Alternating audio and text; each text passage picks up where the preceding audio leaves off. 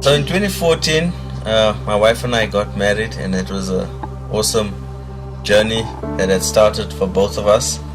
And later that year, going into 2015, we had found out that we were expecting and that we were pregnant, and we were both so excited and overjoyed and a bit anxious and overwhelmed because, we just didn't know what to expect, and we didn't know if we were ready to be parents at the time.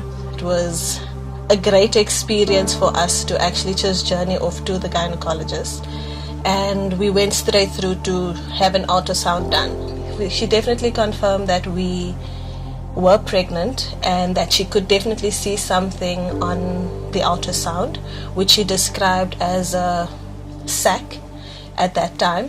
And she said that if I was 9 weeks pregnant, that in actual fact she should be seeing more than what she was seeing. She then asked us to have some blood work done. We got a call on the Monday, and she actually then informed us that the hormone levels were decreasing as opposed to increasing, which was not a good sign.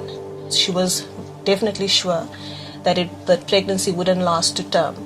It was just a roller coaster ride from there on. My emotions were all over the place. I couldn't describe how I felt in that moment. Within 2 days, I started bleeding, which I knew obviously wasn't a good sign.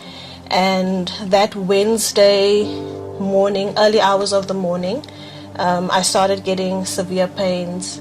And in my mind, I knew what was happening. So when we got to her on Thursday, the first thing she did again was then obviously an ultrasound just to see. She did an ultrasound, and it was then confirmed that I actually had a miscarriage. This was a very difficult time for us. We had a lot of questions. We couldn't understand why this was happening to us. We couldn't understand. We didn't know why we were going through what we were going through. We just felt like, that's it. We're done.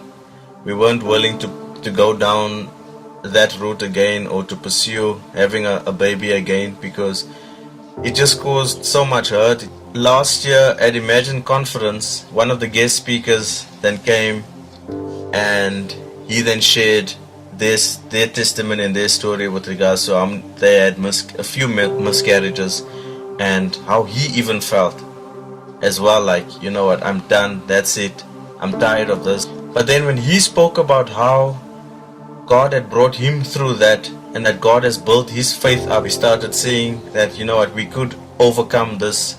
It took us close to about a year to be able to come to terms with that we actually had a miscarriage and that there's actually hope. Pastor Donovan mentioned about, or had spoken to us at the church about the miracle offering. At the time it was called miracle offering.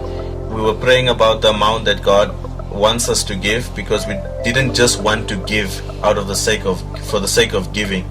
We wanted it to be out of an act of obedience. We knew and understood that if we sacrificed in the natural, that God would show up in the supernatural. God has given us this amount, and we really knew that we needed to be part of this, because we wanted to build a godly legacy, not just for ourselves, but for those also that are coming after us. So we wanted to do more for the house of God. We wanted to do over and above what we usually do. In 2017, March, we found out that we were pregnant again. So we had gone exactly at 8 weeks to have our first ultrasound done this time, and I was so overjoyed because we got to hear a heartbeat. The doctor was very happy. She had said that once you hear a heartbeat, chances of anything happening is very slim. We currently 32 weeks pregnant, and God has been so good. We can't wait to meet our little guy. The doctors are even blown away. Doctors are like, this baby is growing a lot faster. This baby is healthy. She's feeling amazing. She's glowing. She's looking amazing. The only place she's really carrying is in a tummy. We weren't giving so that God can give back to us, but we did understand that God had more in store for us, so God required more from us. We're able to see, and we're part of the more people that are getting saved. We're part of the more who want to volunteer, the more who want to be water baptized, the more who want to take the next step. We're so excited for the more that God's going to do in the church and through the church, and the more that God's going to do through our lives.